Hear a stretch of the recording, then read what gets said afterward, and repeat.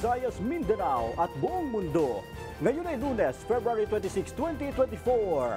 Ako si Daniel Castro at ito ang Balitang A to Z. Ako masuportar changes in the Constitution, economic provisions, whatever. Dating Pangulong Rodrigo Roa Duterte, nagbago na ang posisyon sa usapin sa Chacha.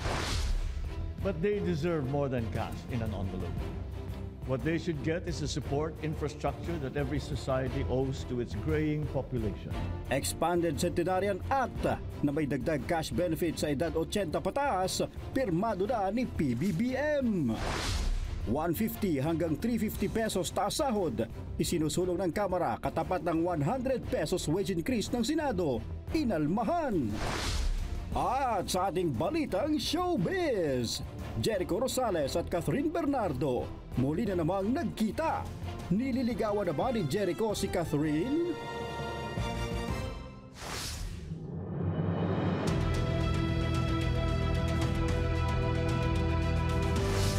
Ikinatuwa ng ilang kongresista ang pagsang-ayon ngayon ng dating Pangulong Rodrigo Duterte ukol sa pagbabago ng economic provisions ng 1987 Constitution. Habang nagkainitan naman agad ang unang araw na pagtalakay sa RBH 7 sa plenaryo ng Kamara. May balitang A to Z si Kim Salinas.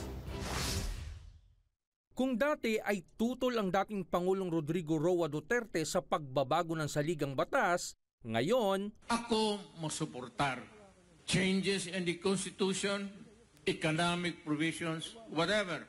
tila ready na itong sumayaw sa charter change o Chacha.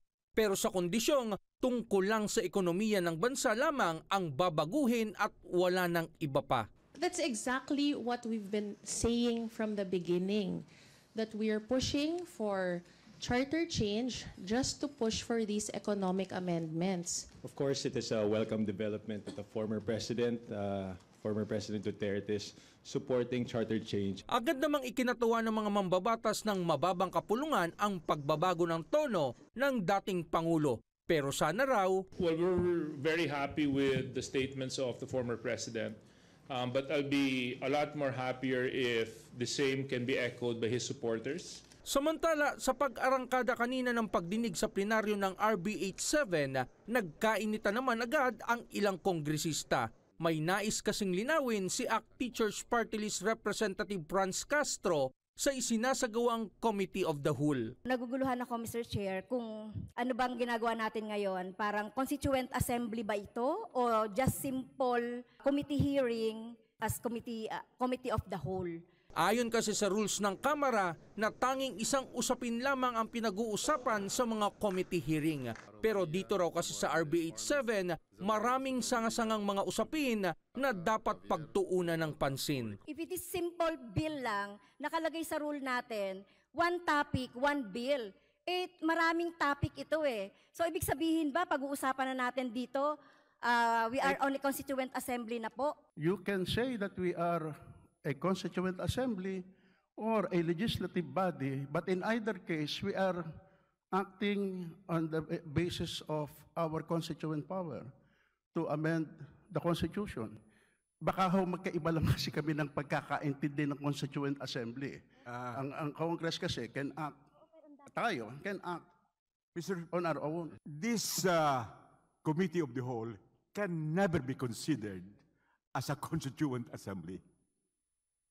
A constituent assembly is an assembly of senators and representatives supposed to propose amendments to the Constitution. That is the import and meaning of a constituent assembly. A committee or a committee of the whole or a regular committee can never be considered as a constituent assembly. Umarangkada ang pagdinig sa RBH 7 sa kabila ng pahayag ng Pangulo na ang dapat manguna sa Chacha ay ang Senado. Mababatid na gumugulong na rin sa mataas na kapulungan ang deliberasyon sa Chacha sa ilalim ng RBH 6. It is vital for us, for the House, to come up and to have our own deliberations on RBH 7 because this will really show the true intention of congressmen. When the President says that the Senate should take the lead, that Congress will just keep quiet, right? Congress also has to do our part because in turn, kami naman yung nakakausap ng aming mga kadistrito. Kami ang nakakarinig sa kanilang mga hinaing. Una nang sinabi ng Kamara na target nilang tapusin ang talakayan sa RB 87 bago ang Holy Week break. Para sa Balitang A to Z, Kim Salinas. Pangulong Ferdinand Marcos Jr. gustong isabay na ang plebisito sa charter change sa 2025 midterm elections ayon kay Senate President Juan Miguel Zubiri. Ayon kay Zubiri, gagastos ang COMELEC ng tinatayang 12 bilyon hanggang 14 na bilyong piso para sa plebisito. Kaya't mainam na isabay na ito sa halalan sa susunod na taon. Samantala, una nang sinabi naman ng Pangulo na nais niyang manguna ang Senado sa pagtalakay ng mga panukalang amyenda sa saligang batas. Binanggit niya po kanina yan, mas gusto niya na magkaroon ng plebiscite in the 2025 elections. So pagka ganun, hindi po tayo kailangan magmamadali. So we can take this up after the break and complete the resolution and approve the resolution before the synergy. At least before the synergy break, yung aming target date. Kayang isabay ng Commission on Elections ang plebisito ng charter change sa May 2025 national elections sakaling ito ang hingin mula sa kanila. Basta ito ang nakasaad sa ipapasang resolution of both houses. Ayon kay COMELEC Chairman George Erwin Garcia, wala itong dagdag na gastos at kakayanin ito ng mga makinang kokontrata mula sa Miro Systems para sa halalan dahil sa idadagdag na simpleng yes or no question sa balota. Gayunpaman, ihihingi nila ng dagdag na allowance ang mga guro para isakatuparan ito.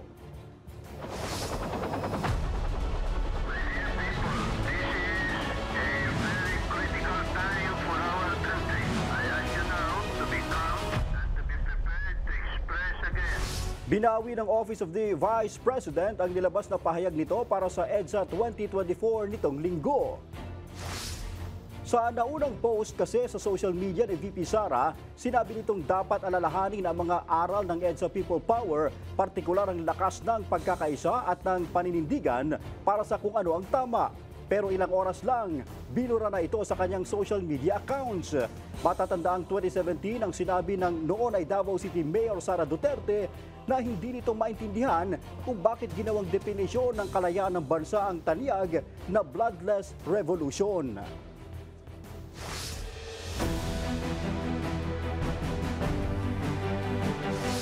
Pirmado na ni Pangulong Ferdinand Marcos Jr. ang Expanded Centenarian Act o batas na magbibigay ng dagdag cash benefits mula 80 anyos pataas.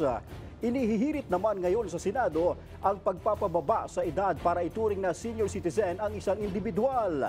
May balitang A to Z si Ace Cruz. Wala akong matitira, hindi ko alam saan ko dinadala. Hindi naman ako nagsusugal. Basta bili ako ng vitamin, gamot. Ito nga lang, naka-1.5 ako sa gamot eh. Kasi hindi ako makahinga. Ganito ang daing ng 81 years old na si Nanay Josefina sa tuwing bumibili ng maintenance medicine para sa high blood at iba pang karamdaman. Bagamat may natatanggap na pensyon, hindi raw ito magkasya sa isang buwan dahil halos wala raw tumutulong sa kanya sa pang-araw-araw na gastusin. Kung tutulungan ako ng gobyerno, di sana matanggap mo yan, pero hindi nakatatagal. Mahina na ako eh. Pero mukhang mabubunutan na ng tinik ang mga kagaya ni Nanay Josefina matapos lagdaan ni Pangulong Ferdinand Marcos Jr. ang pagpapalawig ng benepisyo sa ilalim ng Centenarian Act. Sa bagong pirmadong batas, mabibigyan na rin ng one-time 10,000 pesos cash incentive ang senior citizens na tutungtong ng 80 anyos. 10,000 piso rin ang makukuha pag umabot na ng 85, 90 at 95. Bukod pa yan, sa nauna nang nakasaad sa batas na 100,000 pesos pag makaabot ka ng 100 years old. But they deserve more than cash in an envelope. What they should get is a support infrastructure that every society owes to its graying population. Sa datos ng DSWD noong 2022, umabot na sa halos 200,000 ang bilang ng mga senior citizens na edad 80 hanggang 95 years old. Lagpas 2,500 naman ang mga centenarian na. Kung kaya't hinimok ng Pangulo na bigyang pansin ang kahalagahan ng infra projects na naayon sa mga nakatatanda. Demographic enlargers, the societal facilities that attend to them should be expanded as well. Welcome naman ito sa Senior Citizens Defender para mas maagang pakinabangan ng kanilang hanay. Ako, napakalaking bagay niyan, lalong-lalo na sa mga mahihirap natin mga senior citizens. Kasi nga naman, alam mo, pagdating namin ng 100 years old, baka hindi na namin kilala ang pera. At hindi na namin mapapakinabangan, hindi na namin matataman. Kasunod niyan, isinusulong na sa Senado ang pagpapababa sa age requirement ng senior citizens sa edad na 56 na ngayon ay nasa 6 years old bago kay turing na senior citizen. Yun yung nilalabi ko na kay Senator Amy. Sabi ko, we have new project. Sabi ko kay Senator Amy, pag-aralan na natin. Not necessarily 20%. Yung proposal ko is 20% nga discount din. Kung po pwede, at least 10. Malaking bagay na. Dahil this early, tayo, marami ito, 40 years old, may maintenance na. Sinabi naman ni Senador Ramon Revilla na nasa komite na ni Presidential Sister Senadora Amy Marcos ang kanyang panukala. Bagamat kakapirma lang ng Pangulo sa Expanded Centenarian Law at gugugol pa na linggo bago tuluyang mapatupad, masaya rito ang ilang grupo ng senior citizens kabilang ang mga barangay na nagpapaabot at nagpapatupad nito sa mga senior citizen. Bukod sa panukalang pagpapababa sa age requirement para ituring na senior citizen, may ilang pang nakabingbing panukala sa Senado kabilang na ang optional early retirement. Para sa Balitang A to Z, Ace Cruz. Matapos ang trending ang kontrobersyal na IV drip procedure ng asawa ni Senator Robin Padilla na si Mariel Padilla sa loob mismo ng opisina sa Senado, ayon sa kabarong si Senator Ramon Revilla Jr. na huwag na itong palakihin dahil humingi na naman ito ng paumanhin. Habang DOH, nagbabala naman sa posibleng epekto nito sa ating kalusugan. Alamin sa Balitang A to Z ni Kim Salinas.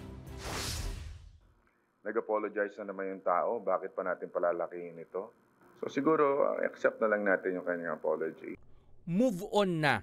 Yan ang panawagan ni Senator Bong Revilla matapos formal na humingi ng paumanhin ang kabarong si Senator Robin Padilla. Dahil sa kontrobersyal na IV drip procedure ng asawang si Mariel Padilla sa loob ng kanyang opisina sa Senado. Mismong si Mariel naman sinabing wala itong intensyong mapasama ang integridad at dignidad ng mataas na kapulungan.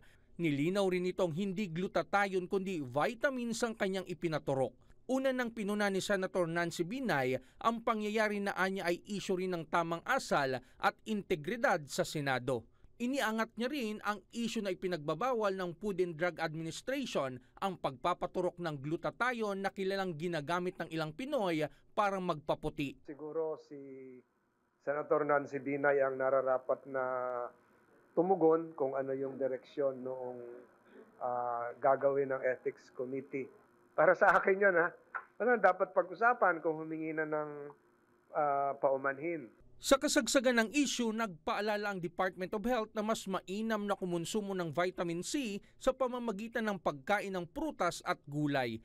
Babala pa ng DOH ang pagtuturok ng vitamin C o glutathione sa ugat gamit ang suwero ay posibleng makasama pa sa katawan. Ang problema kasi sa intravenous vitamin C kapag ito ay hindi nakayanan ng ating bato, ng ating kidney, nagkakaroon tayo ng kidney failure, kidney problems.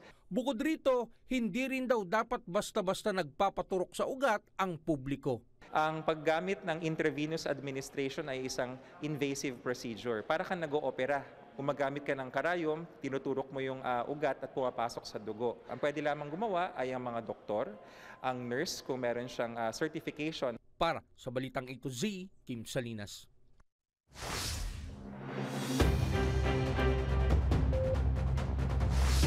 Inaalmahan ni Senator Ramon Bong Revilla ang panukala ng Kongreso na 150 hanggang 350 pesos na wage increase sa mga manggagawa sa pribadong sektor kumpara sa 100 pisong taas sahod na isinusulong ngayon sa mataas na kapulungan. Ayon kay Revilla, posibleng mabangkarote ang mga maliliit na negosyante. Sinabi rin ito na magkakaroon naman ng bicameral committee at doon mapag-uusapan kung anong pinal na wage increase. Sa panig naman ng mga kongresista, masyadong maliit ang inihahain ng Senado na taas sahod dahil patuloy ang pagtaas ng mga bilihin. Tiniyak rin naman ng mga ito na pag-aaralang mabuti para maging balanse at hindi maapektuhan ang mga micro, small and medium enterprises.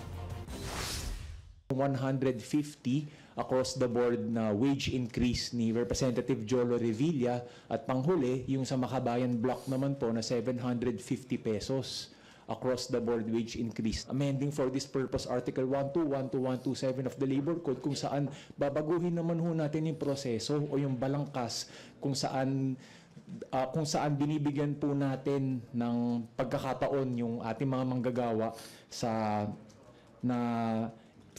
pagbigay ng minimum wage. So alinsunod po sa direktiba ng ating House Speaker, hindi po natin mamadaliin. Kailangan po natin pag-aralan, suriin at pakinggan lahat po ng mga hanay. Lalong-lalo na ho yung sa mga investors, yung mga namumuhunan, nagbibigay po ng trabaho dito ho sa ating bansa. Kasi sila po yung maapektuhan. At the end of the day, mag-uusap pa rin yan, may BICAM tayo.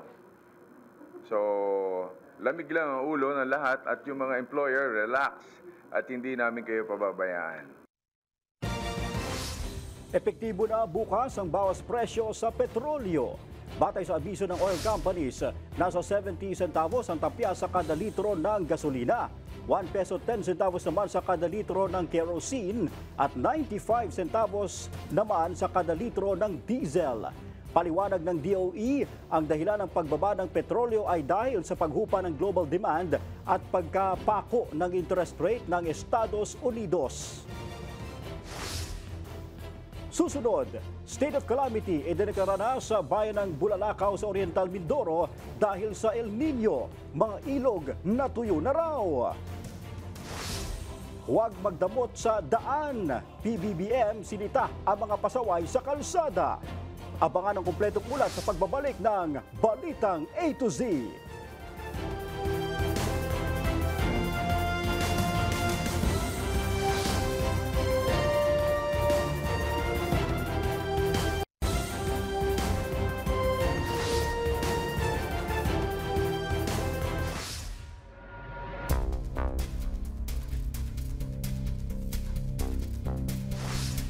Nagdeklara ng state of calamity ang bayan ng Bulalakaw sa Oriental Mindoro.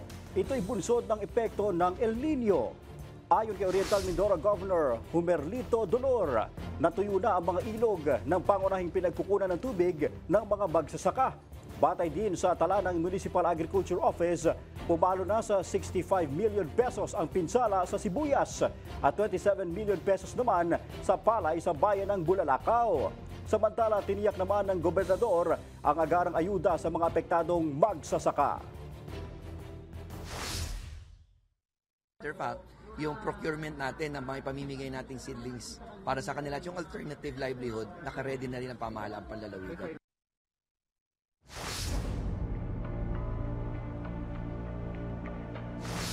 Umapila si PBBM sa mga motorista na maging disiplinado kasabay ng hakbang ng gobyerno na i-modernize ang sektor ng transportasyon.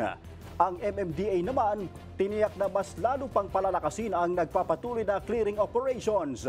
May balitang A to Z, si Ace Cruz. Mula umaga hanggang gabi, hindi may kakailang heavy cut talagang traffic. Kahit ang motorista, kanya-kanyang singit makarating lang sa pupuntahan. Pero hindi maiwasang may kamote riders na hindi niisip ang aksidente makaiskerda lang. Kaya't panawagan ni Pangulong Ferdinand Marcos Jr. Tama na yung mga madamot sa daan, mga nagbababa ng pasahero sa gitna ng daan, mga hindi ginagalang ang bike lane, hindi pinapadaan ng mga ambulansya, pagpapark sa tabi ng daan na nagiging obstruction sa daloy ng traffic.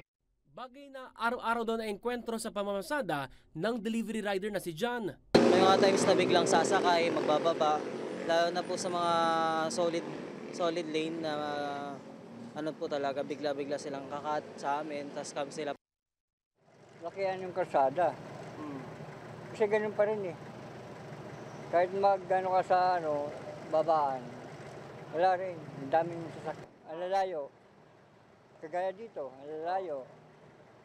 Kaya pag minsan, sumasakay banda rito. Gate ng Pangulo, kasabay na hakbang ng pamahalaan tungo sa modernization sa transportasyon, marapat na ang mismo nagmamaneho rin ay disiplinado. Higit pa sa pagbabago at pagmoderno ng mga pampublikong sasakyan, kailangan na rin nating iwanan ang lumang pag-uugali sa kalye. Bagay na sinigundahan naman ang MMDA ang Pangulo. It's about time that we give back the sidewalk, we give back the streets sa mga talagang gumagamit yan. Unang-una, ang sidewalk, we have to give it back to the pedestrian. Yung kalsada, we have to give it back to the motorist para magkaroon ng free-flowing of traffic at mabawasan yung mga traffic congestion. Mas pinagting din nila ang pagsuyod sa inner roads para matiyak na walang nakahambalang na illegally parked vehicles pati na ang mga vendors. This is what we are trying to do also dito sa ating Special Operations Group na in-intensify natin ang ating mga clearing operations. Umapila rin ang MMDA sa iba pang law enforcement agency na tiyaking mayroon at nasusunod ang designated loading and unloading areas. Para sa Balitang A to Z, Ace Cruz.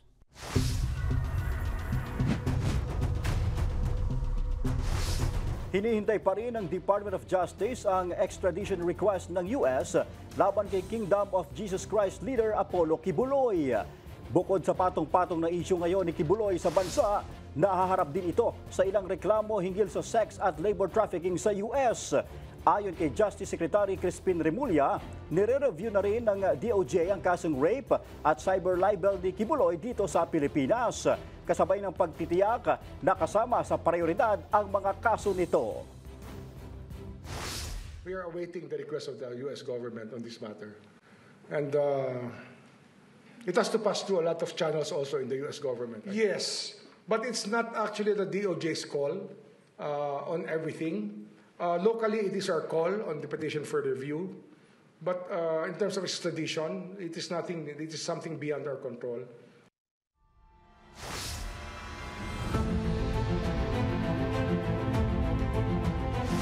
Pasado sa ikatlo at huling pagbasa ng Senado ang Philippine Maritime Zones Act. Unanimous ang naging pag-aproba dito na may 23 pagpabor habang walang tumutol at nag-abstain. Nagpasalamat naman si Senators Francis Tolentino na siya rin ang sponsor at principal author ng panukala sa suporta ng mga kasamahan nito. Anya sa pamamagitan nito, mas mapoprotektahan ang maritime interest ng bansa.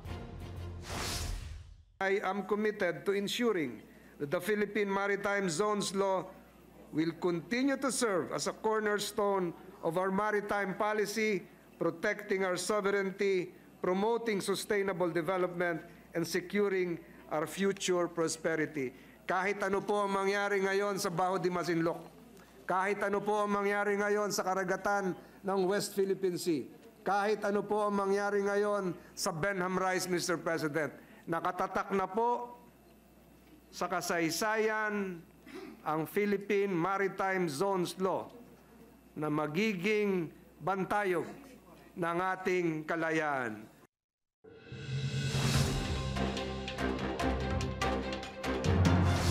Nilagdaan ni Pangulong Ferdinand Marcos Jr. ang Tatak Pinoy Act bilang bahagian ng pagsuporta ng pamahalaan sa pagpapalakad ng mga produktong lokal. Samantala, tila naantala naman ang pagpirma ng Pangulo sa Magna Carta for Filipino Seafarers ngayong araw na layong magpatibay sa karapatan at kapakanan ng mga Pilipinong mandaragat. Paliwanag ni Presidential Communications Office Secretary Cheloy Garafil, kasalukuyan pa kasi itong nire-review.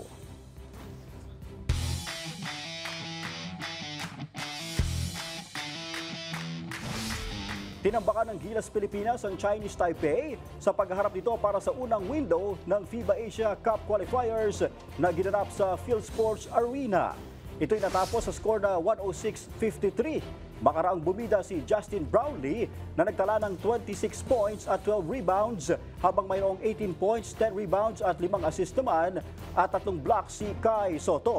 Dahil dito, parehong nasa unang pwesto na ang Group B ang New Zealand sa pagtatapos ng first window ng Asia Qualifiers na may kapwa 2-0. Sa Hulyo, sasabak ang Gilas sa FIBA Olympic Qualifying Tournament sa Riga, Latvia. Sa aming pagbabalik, Echo at Kath spotted together ulit sa isang Instagram post. Bakit kaya? Manatiling nakatutok, kayo po ay nanonood ng Balitang A to Z.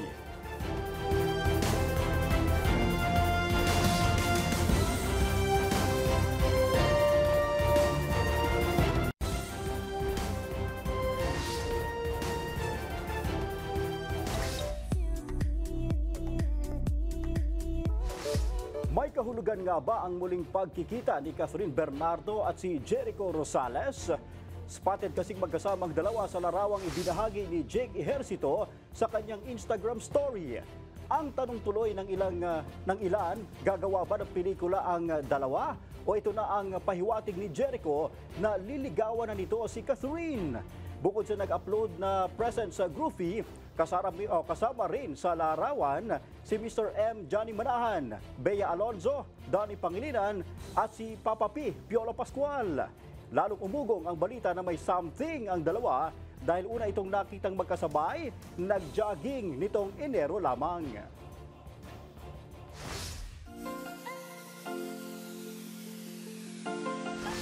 Follow the leader. Pero ang followers, gamo-gamo. Paano nga ba paalisin ang mga gamo-gamo? Real quick sa bahay mo, silipin ang nakaka-good vibes na video. Ako adalah pengendali Asik. Pengendali laron, guys. Pengendali laron. Jangan nge-flash juga lah, Leng. Emang nge-flash gua?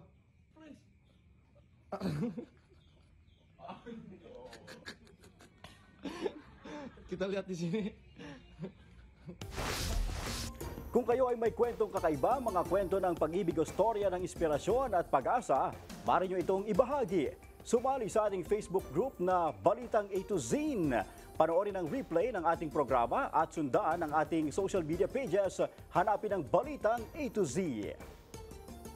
Ang ating pabaong quote of the night ay mula sa US politician na si John Ossoff. Ayon kay Ossoff, ang pinakamababang sahod ay dapat nakakabuhay pa rin. At yan ang mga balita at impormasyon, mga kwentong may dalang inspirasyon na tinutukan ng Balitang A to Z. Sa ngalan ni Barbie Mulak, ako si Daniel Castro.